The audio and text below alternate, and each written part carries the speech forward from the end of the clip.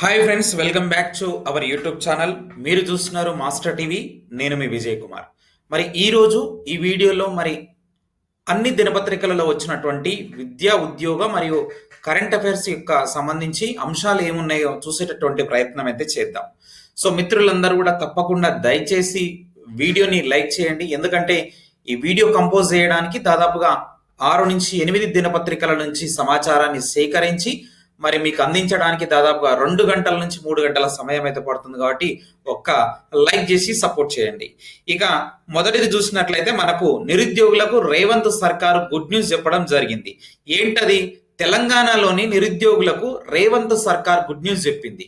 ఈ లోక్సభ ఎన్నికల కోడ్ అమల్లోకి రాకముందే మనకు ఉద్యోగాల నోటిఫికేషన్ కు చర్యలు చేపట్టాలని చెప్పేసి సీఎం రేవంత్ ఆదేశించారు. అయితే ఇందులో భాగంగా టీచర్ రిక్రూట్మెంట్ పోస్టుల భర్తీ కోసం మెగా డిఎస్సిని విడుదల చేయాలని చెప్పేసి దీనికి సంబంధించినటువంటి వనరులు ఫైనాన్షియల్ అన్ని సంబంధించినటువంటి సమకూర్చాలని చెప్పేసి ఆర్థిక శాఖ అధికారులకు ఆదేశాలు ఇచ్చారనమాట. సో ఖచ్చితంగా మెగా డిఎస్సి అయితే ఖచ్చితంగా ఉంటుంది. మనకు ఫిబ్రవరి నుంచి ఉద్యోగ నోటిఫికేషన్లు ఉంటాయి. సో అందులో భాగంగా మనకు ఫిబ్రవరి నుంచి ఉద్యోగ నోటిఫికేషన్లు ఉంటాయి. అందులో భాగంగానే మనకు మెగా డిఎస్సి కూడా మనకు ఫిబ్రవరిలోనే ఖచ్చితంగా వచ్చేటటువంటి అవకాశం అయితే ఉందన్నమాట.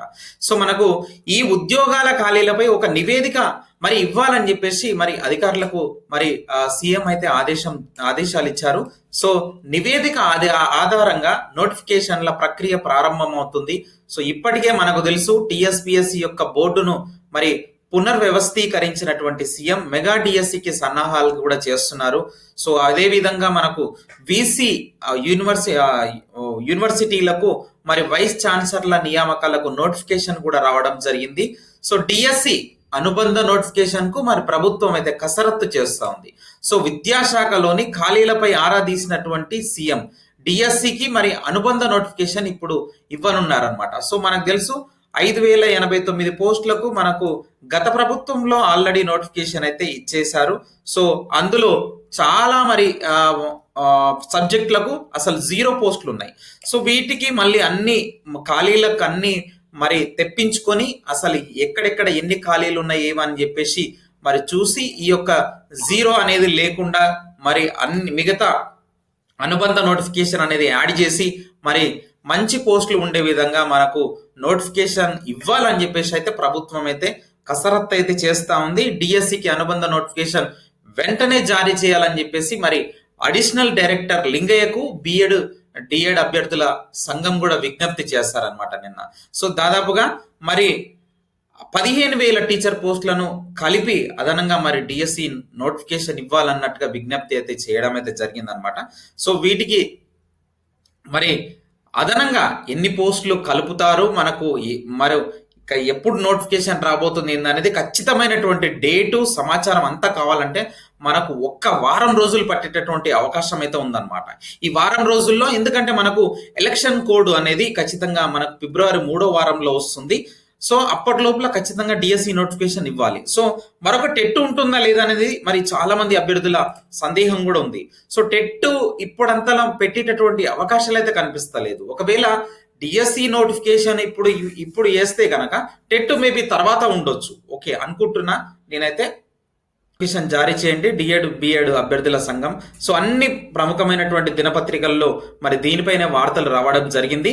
తర్వాత గురువు కొలువుపై గురి దేశంలో రాష్ట్ర అబ్బాయిలది 4వ స్థానం, 11వ స్థానంలో అమ్మాయిలు ఉన్నారు.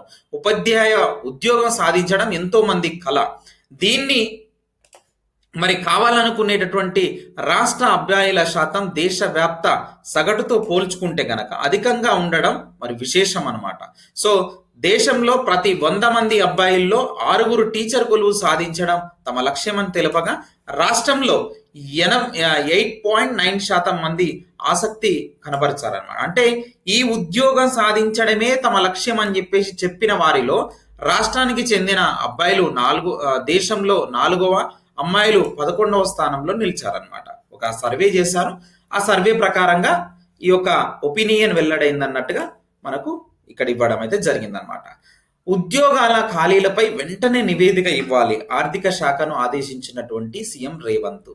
ఎందుకు ఇప్పుడు ఇంతగా ఇది చేస్తున్నారంటే ఇది కూడా ఎలక్షన్ టైమే, లోక్సభ ఎన్నికల కోడ్ రాబోతుంది కాబట్టి కాంగ్రెస్ పార్టీకి లోక్సభ స్థానాలు గెలవాలన్నటువంటి ఇది కూడా ఉంటుందన్నమాట. ఖచ్చితంగా ఇది కూడా ఈ ఎలక్షన్ టైంలో నోటిఫికేషన్లు వేస్తారు అని అంటాం కదా, ఇప్పుడు కూడా ఎలక్షనే అనుకోండి, లోక్సభ ఎన్నికలు ఉన్నాయి కాబట్టి ఖచ్చితంగా అందులో భాగంగానే మనకు ఇప్పుడు మెగా డిఎస్సి నోటిఫికేషన్ కానీ, తర్వాత గ్రూప్ 1 కానీ, తర్వాత మిగిలిన ఏదైనా కానీ ఇప్పుడు వచ్చేటటువంటి అవకాశాలు అయితే ఉన్నాయి.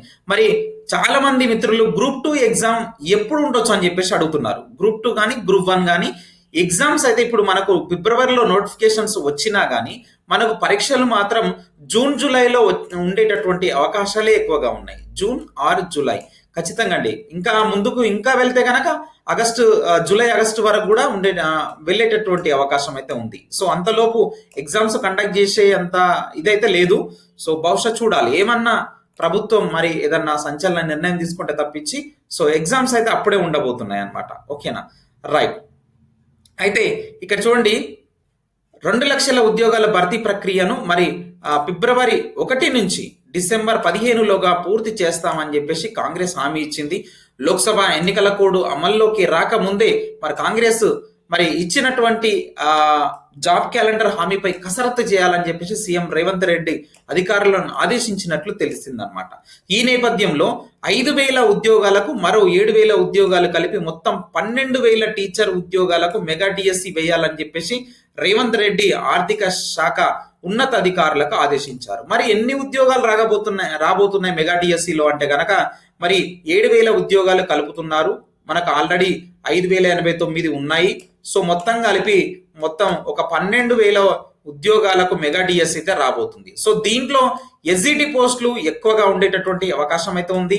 సో ఈ 5,000 పోస్టులకు మరి 7,000 పోస్టులు కలిపినట్లయితే స్కూల్ అసిస్టెంట్ ఏమైనా పెరిగే అవకాశాలు ఉన్నాయంటే కొద్దిగా పెరిగే అవకాశాలు అయితే ఉన్నాయి. ఎక్కువ కాదు, కొద్దిగా పెరిగేటటువంటి అవకాశాలు అయితే ఉన్నాయి. కానీ ఎస్జిటి పోస్టులు మాత్రం చాలా భారీ ఎత్తున ఉండేటటువంటి అవకాశాలు అయితే ఉన్నాయి ప్రతి జిల్లాకి కూడా. సో డిఎడ్ ఎవరైతే చేసి ఉన్నారో వాళ్ళకి చాలా మరి మంచి అవకాశం. సో ఇప్పుడు బిఈడి వాళ్ళకి మరి ఎస్జిటి రాసుకునే అవకాశం లేదు కాబట్టి వాళ్ళకు కాంపిటీషన్ కూడా కొద్దిగా తక్కువగానే ఉండేటటువంటి అవకాశం ఉంది. కొద్దిగా కష్టపడితే జాబ్ వస్తుంది. త్వరలో జాబ్ నోటిఫికేషన్లు డిప్యూటీ సీఎం బట్టి విక్రమార్క. సో త్వరలో ఉద్యోగ నోటిఫికేషన్లు విడుదల చేస్తామని చెప్పేసి ఈ సందర్భంగా తెలియజేయడం జరిగింది డిప్యూటీ సీఎం గారు కూడా. రైట్. 10 వర్సిటీలకు త్వరలో కొత్త వీసీలు రాబోతున్నారు. మరి రిక్రూట్మెంట్ నోటిఫికేషన్ మరి రిలీజ్ చేసినటువంటి విద్యాశాఖ నేటి నుంచి వచ్చే నెల 12 వరకు దరఖాస్తులు స్వీకరిస్తారంట. త్వరలోనే సెర్చ్ కమిటీల నియామకం అన్నమాట. సో సెర్చ్ కమిటీ అనేది నియమించి సో ఎవరెవరిని వీసీలుగా నియమించాలనేది తెలుస్తారనమాట. రైట్. కొన్ని కరెంట్ అఫైర్స్ చూద్దాం. గ్రాండ్ సలాం బోపన్న.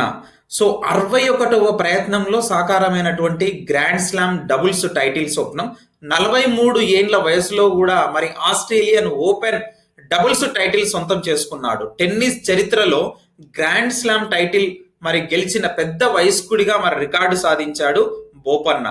మరి గత 17 ఏళ్లుగా రోహన్ బోపన్న చేస్తున్న అలుపెరగని పోరాటానికి మరి ప్రతిఫలం లభించింది. టెన్నిస్ సీజన్ తొలి గ్రాండ్ స్లామ్ మరి టోర్నీ ఆస్ట్రేలియన్ ఓపెన్ లో మాథ్యూ హెబ్డెన్ ఆస్ట్రేలియాతో కలిసి బోపన్న పురుషుల మరి డబుల్స్ టైటిల్ ను దక్కించుకున్నాడు అనమాట. 43 సంవత్సరంలో ఇలాంటి ఫిట్నెస్, నిజంగా ఇలాంటి విజయాన్ని సొంతం చేసుకోవడం నిజంగా చాలా గ్రేట్. సో ఇదొక కరెంట్ అఫైర్ అండి. సబలెంక మళ్ళీ ఛాంపియన్ అయింది. ఆస్ట్రేలియన్ ఓపెన్ మహిళల సింగిల్స్ టైటిల్ ను నిలబెట్టుకున్నటువంటి బెలారస్ స్టార్ అన్నమాట. సో ఏకపక్షంగా జరిగిన ఫైనల్లో చైనా ప్లేయర్ జెంగ్ కిన్వెన్ పై విజయం సాధించింది సబలెంక. సో గుర్తుపెట్టుకోండి, ఆస్ట్రేలియన్ ఓపెన్ మహిళల సింగిల్స్ టైటిల్ గెలుచుకుందనమాట. నెక్స్ట్, క్యాబినెట్ లోకి మరి కోదండా వస్తున్నారా? నిజంగా ఒక విద్యాశాఖ ఎడ్యుకేషన్ మినిస్టర్ కాబోతున్నారా అనేటటువంటి వార్త మరి సోషల్ మీడియాలో చక్కర్లు కొడుతుంది. విద్యాశాఖ కేటాయించేటటువంటి అవకాశం ఉందని చెప్పేసి మరి ఇక్కడ వార్త ఇచ్చారు. మంత్రివర్గ విస్తరణకు మరి సీఎం కసరత్తు. ఫిబ్రవరి తొలి వారంలో ముహూర్తం పెట్టారంట. 6గురికి మరి చోటంట. మైనారిటీపై సందిగ్ధం. ఎమ్మెల్సీలుగా మరి ప్రొఫెసర్ కోదండరాం, అమీర్ నియామకానికి గవర్నర్ ఆమోదం తెలిపారనమాట. సో వీళ్ళు ఎమ్మెల్సీలుగా మరి ఒక 6 సంవత్సరాలు ఉండబోతున్నారనమాట. సో క్యాబినెట్ లోకి కోదండరాం వచ్చేటటువంటి అవకాశం ఉంది. విద్యాశాఖ మరి కేటాయించేటటువంటి అవకాశం ఉందన్నట్టుగా మరి ఇక్కడ తెలిపారనమాట. ఎందుకంటే ఆయన యొక్క ఎక్స్పీరియన్స్ ని విద్యాశాఖలో అయితేనే బాగా ఉపయోగించుకోవచ్చు, చాలా మరి ప్లస్ అవుతుంది ప్రభుత్వానికి కూడా అన్నట్టుగా మరి ప్రొఫెసర్ కోదండరాం సార్ యొక్క పేరుని నామినేట్ చేస్తా అంటే ప్రమోట్ చేస్తున్నారు అనమాట. సో ఇక్కడ చూసినట్లయితే టీఎస్పీఎస్సీలో పూర్తి స్థాయి ప్రక్షాళన జరిగింది. గత ప్రభుత్వం నియమించినటువంటి చివరి మెంబర్ ఎవరైతే ఉన్నారో మరి గవర్నర్ కు అరుణ కుమారి రాజీనామా లేఖ ఇచ్చేసారనమాట. ఇంకంతే, ఇవ్వాల్సిందే కదా, ఇంకా నో ఆప్షన్. ఎందుకంటే అందరు వెళ్ళిపోయిన తర్వాత ఈ మొక్కది ఉండడానికి వీల్లేదనమాట. So Telangana state public service commission కు మరో సభ్యురాలు రాజీనామా చేస్తారనమాట. సో ఇష్టపూర్వకంగానే రాజీనామా చేస్తున్నామని ఇచ్చి వెళ్ళిపోయిందనమాట. రైట్. టీఎస్పీఎస్సీ సభ్యుల్లో మరి స్థానికేతరుడు నాన్ లోకల్ పర్సన్ ఒక అతను మరి ఎంపిక అయినట్టుగా ఇక్కడ ఒక వార్త మరి సంచలనంగా మరి చక్కర్లు కొడుతా ఉంది. మరి వై రామ్మోహన్ రావుది కృష్ణా జిల్లా అంట. అసలు ఆంధ్ర వ్యక్తిని ఎందుకు తీసుకున్నారు అనేది ఇప్పుడు మరి ప్రభుత్వం పైన వస్తున్నటువంటి విమర్శలు. సో పూర్తి స్థాయి ప్రక్షాళన చేసిన తర్వాత ఈ రామ్మోహన్ రావుది కృష్ణా డిస్టిక్ ఆంధ్ర వ్యక్తి, మరి తెలంగాణ వాళ్ళని తీసుకోవాలి కదా మరి అన్నట్టుగా ఇక్కడ మనకు రాష్ట్ర విభజన టైంలో తెలంగాణకు అలాట్మెంట్ చేశారు. విద్యుత్ శాఖ ఇంజనీర్ గా విధులు నిర్వహించారు. కాంగ్రెస్ నేతల్లో మరి జోరుగా చర్చ నడుస్తా ఉంది. నిజంగా అసలు అలాంటి వాళ్ళు ఉండొద్దనే కదా ఇదంతా ప్రక్షాళన చేసింది. మరి ఎందుకు కొత్త బోర్డు నియామకంపై మరి విమర్శలు వస్తున్నాయి. రాష్ట్ర విభజనలో భాగంగా అన్ని సంస్థల ఉద్యోగాలను 58-42 నిష్పత్తిలో విభజించారు ఆ టైంలో. సో అలా ఆ టైంలో మరి ఈయన తెలంగాణకు అలర్ట్ అయ్యారనమాట. సో రామ్మోహన్ రావుది కృష్ణా జిల్లాగా చూపినటువంటి కమిటీనే చూపిందనమాట. ఆ కమిటీ చూపిన దాన్ని ఇప్పుడు అందరూ ఎత్తి చూపుతున్నారు. ఎందుకు ఈయన తీసుకున్నారు? టీఎస్పీఎస్సీలో ఆంధ్ర వ్యక్తి 321 దరఖాస్తుదారుల్లో మరి ఒక్కరు తెలంగాణ వారు లేరా? మరి మెంబర్ రామ్మోహన్ రావు నియామకంపై సర్వత్రా విమర్శలు మరి ఎదురవుతున్నాయన్నమాట. సో ఏంటి నిజంగా అసలు అనేది దీనిపైన ప్రభుత్వం క్లారిటీ ఇస్తే బాగుంటుంది. రైట్. ఎఫ్సెట్ కన్వీనర్ గా డిఎన్ కుమార్ అనమాట. ఐసెట్ కు మరి నరసింహాచారి, ఎడ్సెట్ కు మృణాలిని. సో ఇతరతర అన్ని సెట్ ఎగ్జామ్స్ కి మరి కన్వీనర్లను నియమించారనమాట. రైట్. ఒకే గ్రామానికి 2 పద్మాలు వచ్చాయంట. ఒకే గ్రామానికి చెందినటువంటి వారికి 2 పద్మ అవార్డులు రావడం జరిగింది. బొల్లేపల్లికి మరి అరుదైనటువంటి గౌరవం. గతంలో రావి నారాయణ రెడ్డికి పద్మవిభూషణ్, తాజాగా మరి సోమ్లాల్ కి పద్మశ్రీ అవార్డు రావడం జరిగింది. సో మనకి ఇక్కడ చూసినట్లయితే యాదాద్రి జిల్లా భువనగిరి మండలంలోని బొల్లేపల్లి గ్రామానికి మరి దేశంలోని అత్యంత అరుదైనటువంటి గౌరవం లభించింది. పద్మవిభూషణ్ మరి పద్మశ్రీ అవార్డులు అందుకున్నటువంటి గ్రామంగా బొల్లేపల్లి మరి చరిత్రకెక్కిందనమాట. బొల్లేపల్లి గ్రామానికి చెందినటువంటి వీరిద్దరికి మరి అవార్డులు రావడం చాలా గొప్ప విషయం అన్నట్టుగా ఒక వార్త ఇచ్చారనమాట. వచ్చే నెలలో కానిస్టేబుల్ ఫలితాలు రాబోతున్నాయంట. సుప్రీంకోర్టులో లీస్ట్ కానీ మరి టిఎస్ఎల్పిఆర్బి అప్పీలు మరి వేలాది మంది అభ్యర్థుల నిరీక్షణకు త్వరలోనే తెర. అంటే కానిస్టేబుల్ తుది ఫలితాల విడుదలపై మరి త్వరలోనే క్లారిటీ రానున్నదన్నమాట. సో వచ్చే నెల 3వ వారంలోనే మరి ఫలితాల విడుదల అంశం ఓ కొలిక్కి వచ్చేటటువంటి అవకాశం ఉన్నది. నిపుణుల కమిటీ వేయాలన్నటువంటి రాష్ట్ర హైకోర్టు తీర్పుపై అసంతృప్తితో ఉన్నటువంటి Telangana state level police recruitment board ఇప్పటికే సుప్రీంకోర్టులో మరి ఫలితాల విడుదలపై అప్పీలుకు వెళ్ళిందనమాట. సో భాగంగానే మనకు ఫలితాల విడుదలపై 1-2 వాయిదాల్లోనే క్లారిటీ వస్తుందని బోర్డు భావిస్తున్నది. ఉస్మానియా యూనివర్సిటీ ప్రొఫెసర్ల నిపుణుల కమిటీ తుది నివేదికను సీల్డ్ కవర్ లో హైకోర్టుకు మరి సమర్పించినట్లు సమాచారం. దీంతో సుప్రీంకోర్టు తుది తీర్పు పైన ఉత్కంఠ నెలకొన్నదన్నమాట. ఇక్కడ ఏంటంటే సుప్రీంకోర్టులో మరి లీస్ట్ కానీ టిఎస్ఎల్పిఆర్బి అప్పీల్ అన్నారు, కానీ మరి సుప్రీంకోర్టుకు వెళ్ళారంట. ఖచ్చితంగా 3వ వారంలో దీనిపైన 2వ వారం లేదంటే 3వ వారంలో మరి ఫలితాల అంశము వచ్చే నెల ఫిబ్రవరి 3వ వారంలో దీనిపైన ఒక క్లారిటీ వచ్చేటటువంటి అవకాశం ఉందన్నట్టుగా మనకు కానిస్టేబుల్ ఫలితాలకు సంబంధించి ఒక వార్త రాయడం అయితే జరిగిందనమాట. అయితే మరి ఈ టిఎస్ఎల్ పిఆర్బి వేసినటువంటి అప్పీల్ మరి సుప్రీం కోర్టులో ఇంకా లీస్ట్ కాలేదనే సమాచారం ఉంది.